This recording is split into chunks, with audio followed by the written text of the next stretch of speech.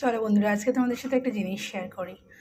এই যে দেখতে পাচ্ছ আমন্ড আর কাজুটা, এটা কিন্তু আমি আমার ছেলেকে দিই। তো শেষ হয়ে গেছিলো বলে আবার ভাজা শুরু করছি। আগের বার আমার শেয়ার করা হয়নি, তো ভাবলাম এইবারটা একটু শেয়ার করি।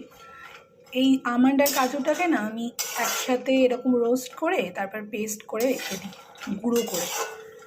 আর ছেলেকে যখন যে খাবার, যেমন ধরো সুজি, চিড়ে, যে যে খাবারের সাথে দেওয়া যায় আর কি, মুড়ি, কখনো কখনো এটা 1 চামচ করে কিন্তু আমি দিয়ে দিই।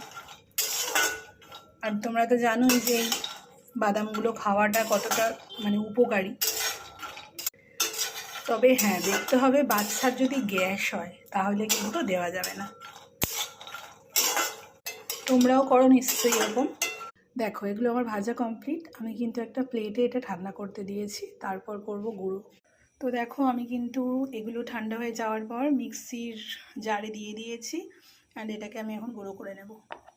তো দেখো, বাদামের গুঁড়ো কিন্তু কমপ্লিট। তোমরা কিন্তু এইভাবে বাচ্চাদেরকে খাবারের সঙ্গে মিশিয়ে মিশিয়ে দিতে পারো, যেমন ওটস, সুজি, চিড়ে, সাবু, সব কিছুর সাথে। আমি আমার ছেলেকে যদিও এখনও সাবু খাওয়াইনি, তো এরকমভাবে কিন্তু তোমরা দিতে পারো।